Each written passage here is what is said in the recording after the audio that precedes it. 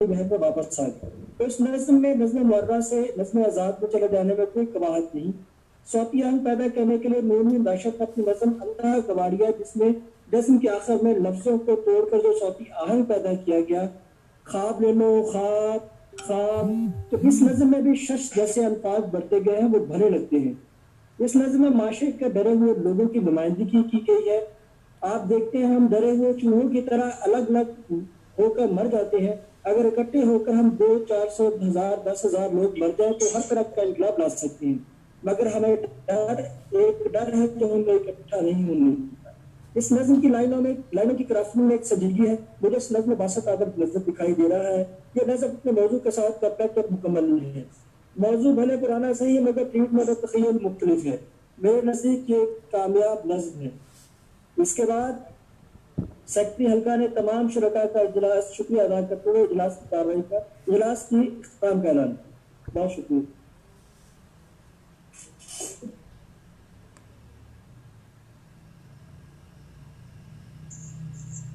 जी अहबाब, आपने कार्रवाई सुनी गुज़श्ता इजलास की। कोई दोस्त किसी को अगर एतराज हो तो वो नोट करवा सकता है, वरना कार्रवाई को प्रोसीड कर दी जाए।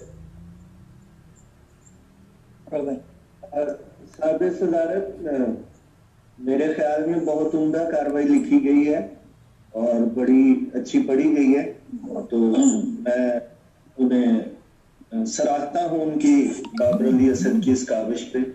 बड़ी अच्छी उन्होंने कार्रवाई लिखी। जी बिल्कुल, मैं भी मुत्तफिक हूँ आपसे। तो कार्रवाई की तस्दीक की जाती है अहबाब।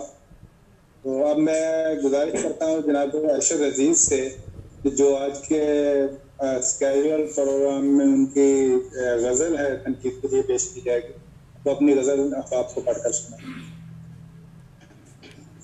जी नाबे साहब,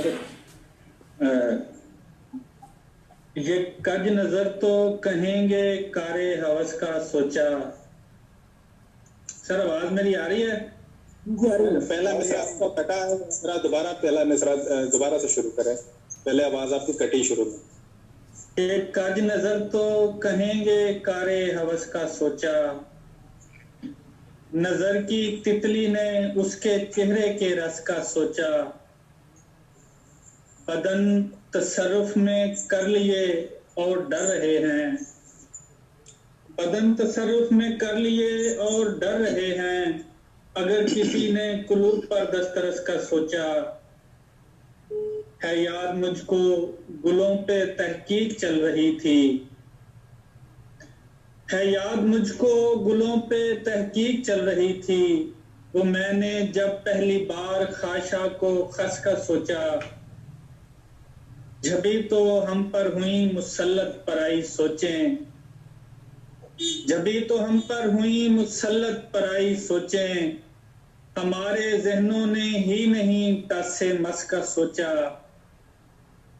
भलाई कर भी रहा है तो फायदे की खातिर, भलाई कर भी रहा है तो फायदे की खातिर। खुदा के बंदे ने इक्के बदले में 10 का सोचा, तो वक्त के उस तरफ कबीले का आदमी था, तो वक्त के उस तरफ कबीले का आदमी था। अजीज तूने भी 60-70 बरस का सोचा। बहुत शुक्रिया।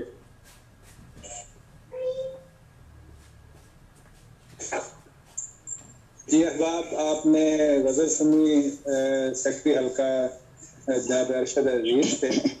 दरमियान में कहीं कहीं आवाज़ काट रही थी, तो गज़ल जो कि एक पेज के तौर पे अलहदा से भी लगाई गई है, तो किसी दोस्त को अगर कोई शेर समझ में नहीं आया वो दोबारा सुन सकते हैं या उधर से पढ़ सकते हैं। और इसके साथ ही जो है ना गज़ल पे गुफ्तगू जो है ना अहबाब से गुजारिश है कि वो गज़ल पे गुफ्तगू करें।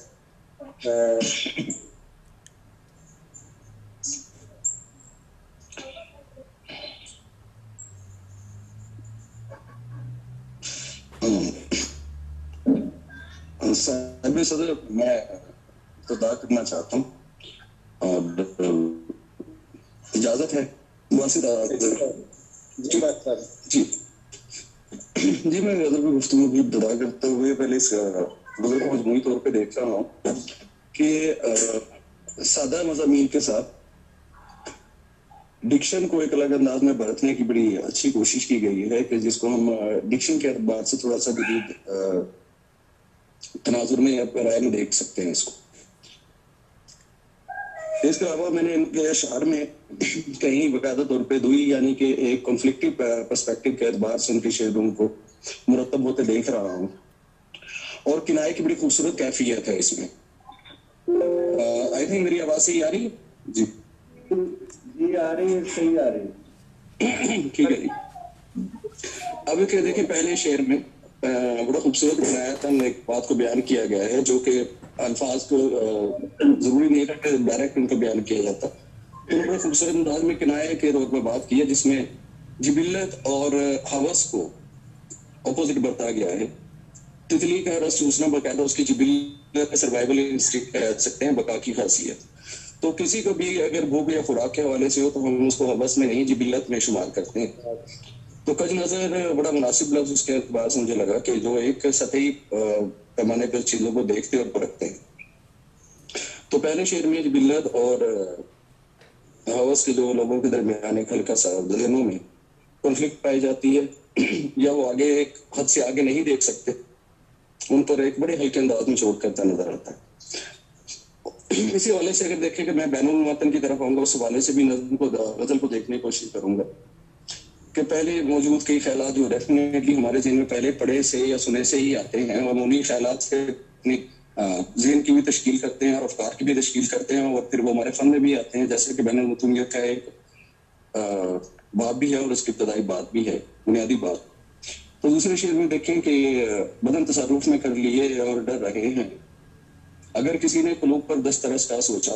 بہت ایک موٹیویٹڈ قسم کا خیال ہوتا ہے کہ بدن اور ذہن دونوں کی قید الگ ہے. تو کوئی بھی کسی کے جسم کو تو قید کر سکتا ہے, مگر اس کے بجائے کوئی دوسرا اگر ان کے دلوں پر, یعنی کہ دلوں کا مطلب ان کے افکار پہ, ان کی سوچوں پہ, ان معنوں میں جب سے یہ بات آ رہی ہے اس پر دستک کرے گا تو پہلے والا ہار جائے گا. تو یہ وہ ایک عام بیانی ہے, اس کو بڑے خوبصورت انداز میں بیان کیا. پھر بنیادی بات کے اوپر تیسرا شعر ان کا آتا ہے, گلوں پہ تحقیق چل رہی تھی جب خاشاک و خس کا سوچا گیا. تو خاشاک و خس بھی وہ اس پیرائے میں دیکھیں ہم کہ کئی لوگوں کو غیر اہم سمجھ کے, کئی کاموں کو غیر اہم سمجھ کے پھینک دیا جاتا ہے, اور صرف خوبصورت اور زیادہ اٹریکٹیو چیزوں کو لے کے آیا جاتا ہے. میں ذرا فوکو کی ایگزامپل دوں گا, وہاں سے اس کو ایک چیپٹر اٹھاتا ہوں کہ بہت سارے نیریٹیوز ہوتے ہیں معاشرے میں, اس کے اینٹی, ان کے مخالف بھی نیریٹیوز موجود ہوتے ہیں, جسے ڈسکورس کہہ لیں اب, اور ترتیب آتے ہیں. تو جو فائدے کی بات ہوتی ہے, جو اچھی لگتی ہے, وہ اٹھا لی جاتی ہے. ہو سکتا ہے اس سے زیادہ طاقتور ڈسکورسز موجود ہوں, مگر وہ وقت کے ساتھ ساتھ گم کر دیے جاتے ہیں, اگرچہ وہ پوری طرح ختم نہیں ہوتے. تو آپ اسے کلیش آف ڈسکورسز کا نام دے سکتے ہیں. تو یہ شعر اس طرف جاتا ہے, واضح طور پہ محسوس ہوتا ہے کہ ایک ڈفرینٹ انداز میں سوچا گیا ہے جو کہ انتہائی بنیادی اور اہم تھا. خاشاک و خس بھی اتنے یا اس سے زیادہ اہم ہے کیونکہ وہ کسی اور چیز کی تشکیل کر رہے ہوتے جو کہ پیرالل کٹی ہوتی ہے, ان کے بغیر مکمل نہیں ہو سکتا. تو یہ سادہ سا شعر اپنے کنائے میں مجھے ایک اچھا شعر نظر آتا ہے جس کے اندر ایک فکری لوازم موجود ہیں. چوتھے شعر کی طرف آتے ہوئے میں دیکھتا ہوں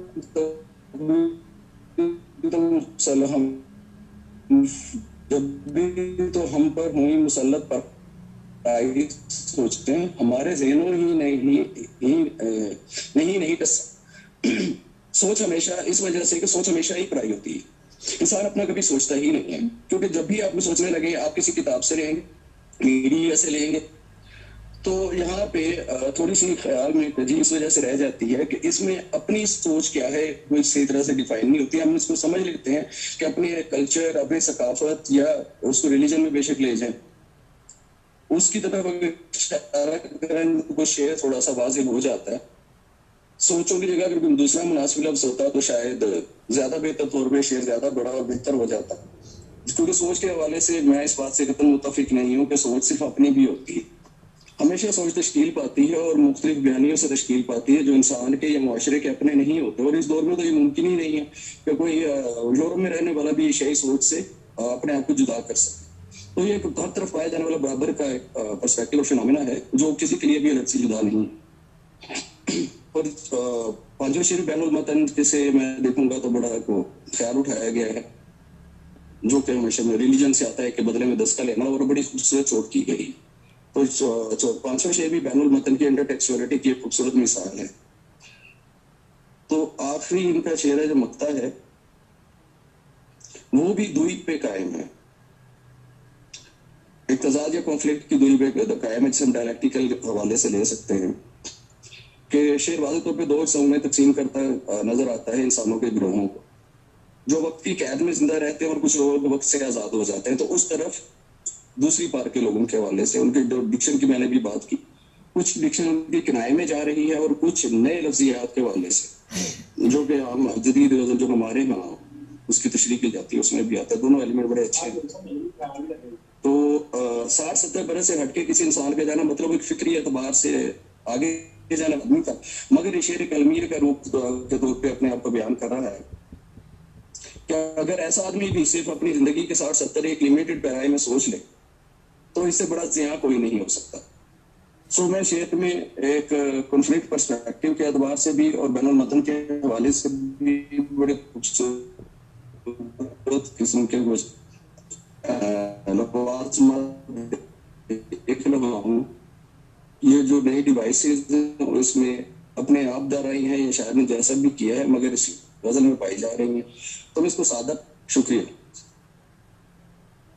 جی بڑی تفصیل سے باسط آغا صاحب نے گفتگو کی ہے غزل پہ, اور تمام اشعار کے مختلف جو شعر تھے ان کو انہوں نے کھول کر بیان کیا.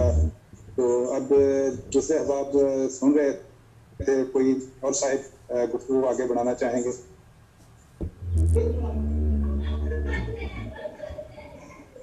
خرم علیم صاحب موجود ہیں, میں مقصود عفاظ صاحب موجود ہیں.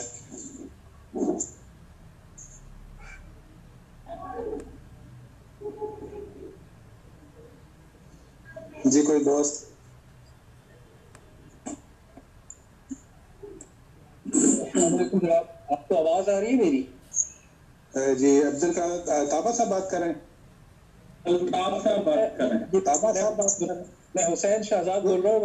اپنا یہاں پہ نام میرا مختلف آ رہا ہے تو میں نام ابھی بدل لیتا ہوں. چلیں کیجیے گفتگو صاحب. جی یہ میرا پہلا موقع ہے کسی بھی ایسی بزم میں کچھ کہنے کا. تو تمام سینئر حضرات بیٹھے ہیں یہاں پہ, تو بہت بہت شکریہ سب سے پہلے کہ اس بزم میں مدعو کیا. ایک اچھی غزل, پہلی قرات میں بہت اچھی غزل ہے یہ ماشاءاللہ. اگر مطلب اگر پڑھا جائے, یہ کج نظر تو کہیں گے بار ہوس کا سوچا, نظر کی تتلی نے اس کے تتلی نے اس کے چہرے کے رس کا سوچا. بہت عمدہ مسئلہ ہے, بہت خوبصورت مسئلہ ہے. کیا تتلی کی علامت نظر کے طور پر استعمال کی گئی اور اس سے کج نظر کے ساتھ جوڑا گیا, جو میرے خیال میں بہت ایک خوبصورت بیان ہے. بدن تصرف میں کبھی اور ڈر رہے ہیں اگر کسی نے قلوب پر دسترس کا سوچا. یہ آج کے دور کے ایک بہت بڑے المیہ کی طرف نشاندہی ہے. میں سمجھتا ہوں کہ غزل کے مضامین میں اس پیرائے کا شعر لانا ایک بہت اچھا عمل ہے. اور میں یہ بھی دیکھتا ہوں کہ جی جو قادر الکلامی ہے ارشد عزیز صاحب کی اس شعر میں بہت خوبصورت طریقے سے ابھر کے سامنے آئی ہے. بدن پر تصرف کا ذکر اور اس کے ساتھ ہی قلوب کے دسترس کا بیان, جو میں سمجھتا ہوں کہ اچھا شعر ہے. اگلے شعر کو یہ کہوں گا میں, ہے یاد مجھ کو گلوں پہ تحقیق چل رہی تھی, ہے یاد مجھ کو گلوں پہ تحقیق چل رہی تھی, وہ میں نے جب پہلی بار خاشا کو خس کا سوچا. یہاں دوسرے مصرے میں وہ کا لفظ میری آجزانہ رائے میں شاید کچھ بہتر انداز میں آ سکتا تھا، لیکن خیر میں کیا ہوں، انشاءاللہ بہت شاعر ہیں، لیکن میرے خیال میں کہ اس شعر کے دوسرے مصرے پہ شاید مزید توجہ دی جا سکتی ہے. اور جہاں تک مضمون کا تعلق ہے تو گلوں پہ تحقیق کو خاشاک کو خس کے ساتھ جوڑنا، یہ ایک انداز میں دیکھا جائے تو یہ اس جانب بھی اشارہ ہے کہ ہم بہت بڑے بڑے مضامین، گلوبل ایشوز کو تو ڈسکس کر رہے ہوتے ہیں، لیکن جو نسبتاً چھوٹے عام انسان کے مسائل ہیں انہیں اگنور کر کے آپ جب ایک بڑی سطح کے اوپر لوگوں کی نگاہ ہو لیکن چراغ تلے اندھیرا ہو، اس طرف استعارہ ہے، اس جانب اشارہ ہے. خوبصورت شعر ہے. جبھی تو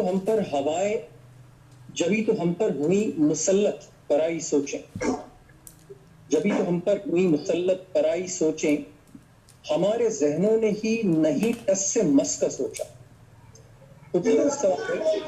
مس کا استعمال شاید اور نے بھی کیا ہے اسی انداز میں.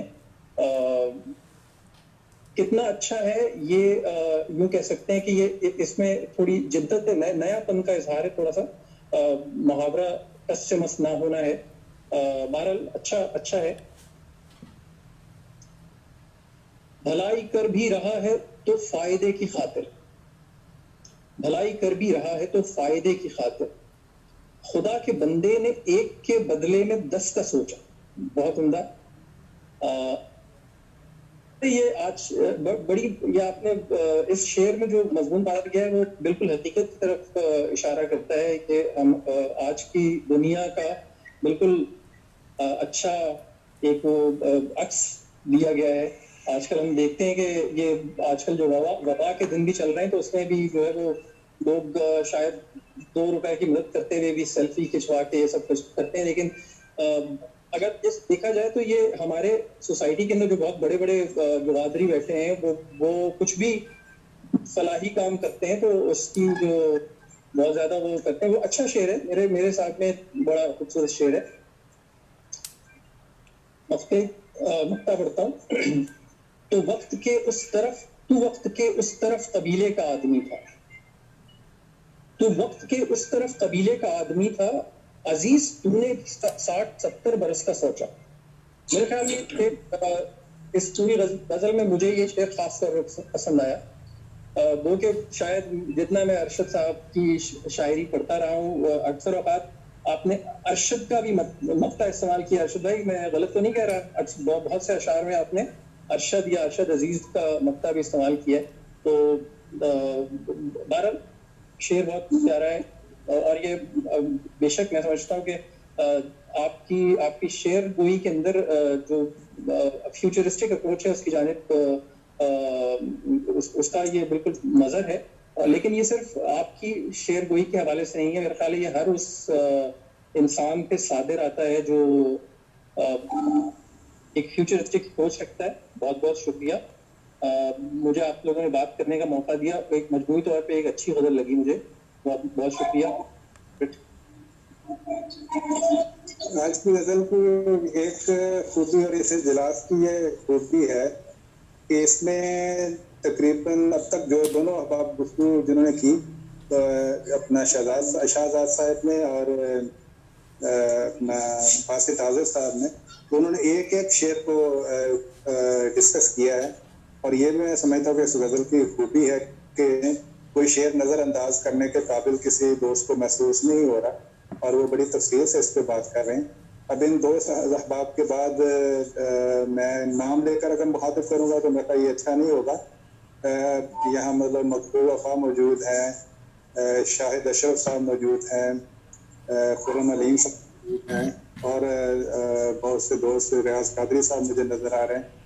تو بابر علی وفا صاحب ہیں، عبد القادر تابہ ہیں. تو گزارش ہے کہ کوئی صاحب جو ہے نا وہ گفتگو کو اور آگے بڑھائیں تاکہ غزل کا جناب صدر آپ کی اجازت سے ایک چھوٹی سی ٹیکنیکل معاملے پہ بات کرنا چاہ رہا ہوں کہ اگر کال ڈسکنیکٹ ہوتی ہے کسی وجہ سے تو اس کا لنک، میٹنگ کا لنک دوبارہ اسی جگہ پہ ہم دوبارہ بھیجیں گے. اب آپ سے گزارش ہے کہ دوبارہ پلیز جوائن کر لیجیے گا. इसी लिंक से मेरा ख्याल दोबारा हो जाएगा ना, या नया लिंक भेजना पड़ेगा? वो नहीं मिटेगा, लिंक होगा, नहीं मिटेगा। हाँ, वो मैं डिस्कनेक्ट नहीं हुआ करती। दूसरे नक्काश नक्शे सानी बेहतर कैसा बोल पाता, वो दूसरी मरतबा डिस्कनेक्ट नहीं थोड़ा कुछ अर्ज कर। जी जी फरमाइए। ये अल्हम्दुलिल्लाह वो अल्लाह ताला ने हमने ऐसे दौर में पैदा किया है कि जितनी मर्जी रुकावटें आ जाए, इंसान का काम चलता रहता है। जैसे आज हम सारे दोस्त मिलकर बैठे हुए हैं और काम जारी है शेर व सुकत का और तनकीद का। तो ये जो ज़ेरे मौर या जो हमारे अरशद अजीज भाई की गज़ल है, पहले भी मैं इनकी गज़लें पढ़ता रहता हूँ। इनका एक अपना अंदाज है, ये सादगी के साथ वो जो बयान करना होता है उसको बयान कर देते हैं, और उसमें वो जो हुनरमंदी या इस तरह की कोई ज़बरदस्ती ठोसने की कोशिश नहीं करते। तो ये जो गज़ल है इनकी, ये कज नज़र, इसमें मजमूई तौर पर अगर देखें ना, तो जो हमारे आजकल माशरती रवैये हैं उनका नौहा इसको आप कह सकते हैं। और दूसरा ये वो जो इंसान की जिबिल्लत है, वो जिस पर के मजहबी तौर पर वैसे भी कहा जाता है कि उसको अपनी गलत जिबिल्लतों को वो अपने काबू में रखना है, यानी उनको बेमहवा बेलगाम छोड़ना नहीं है, उनका नौहा है। अब ये जो हमारा माशरती आम रवैया है, ये जो पहला शेर है कि ये कज नजर तो कहेंगे कारे हवस का सोचा, नजर की तिजली ने उसके चेहरे